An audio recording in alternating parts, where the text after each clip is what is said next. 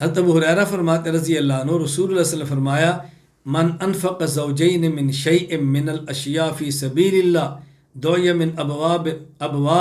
یعنی الجنہ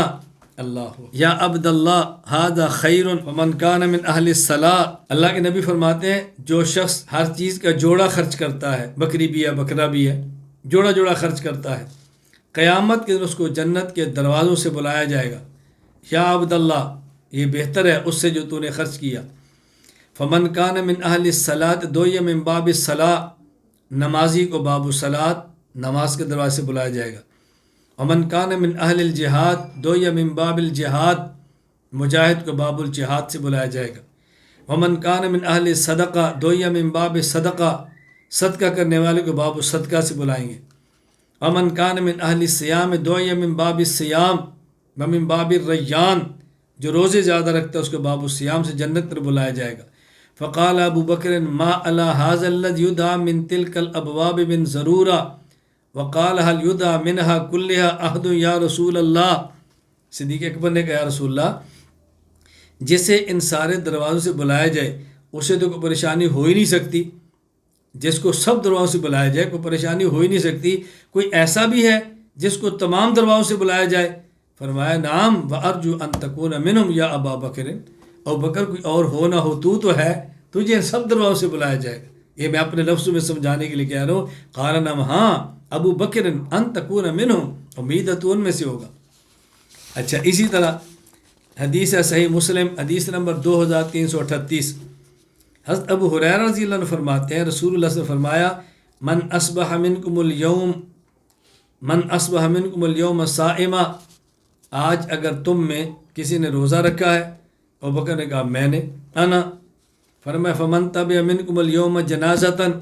آج کسی نے نماز جنازہ پڑھی ہے، ابو بکر نے کہا انا، جی میں نے پڑھی ہے۔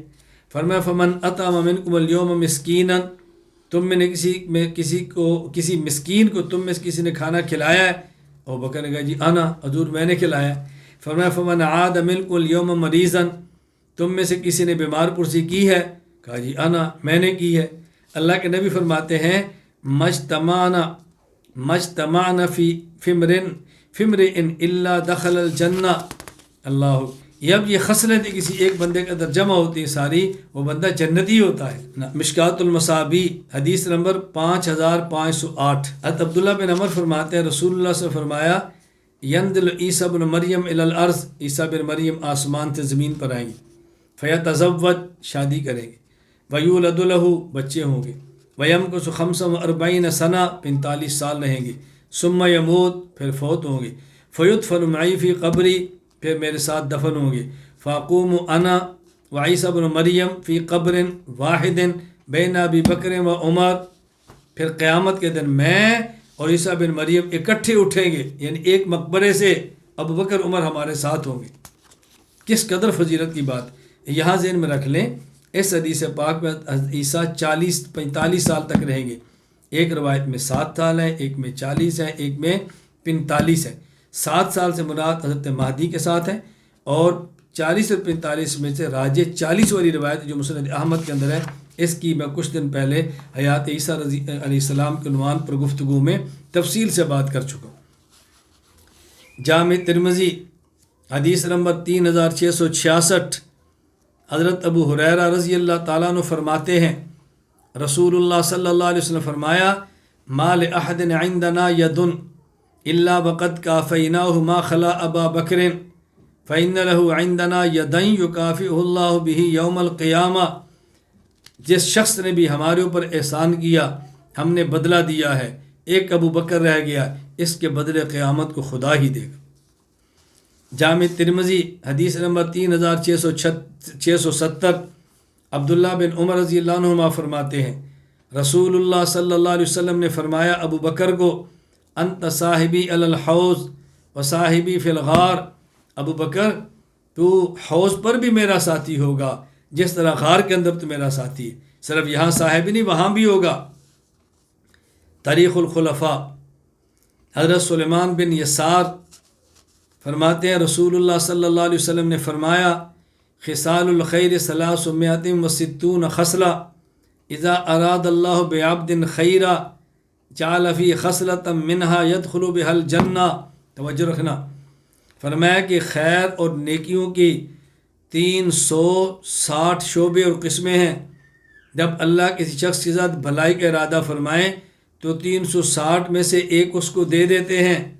ابو بکر صدیق نے کہا یا رسول اللہ افی شیء منہا، کیا ان 360 میں سے کوئی خوبی میرے اندر بھی ہے؟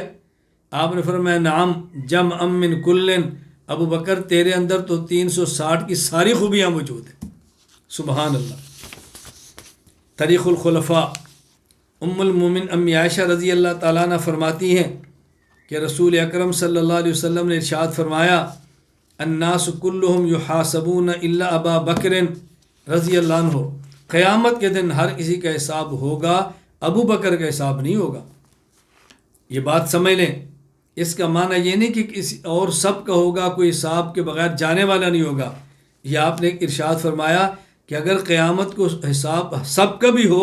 ابو بکر کا حساب نہیں ہوگا، اللہ اس کو حساب سے بچائیں گے۔ سنن ابی داؤد حدیث نمبر 4654،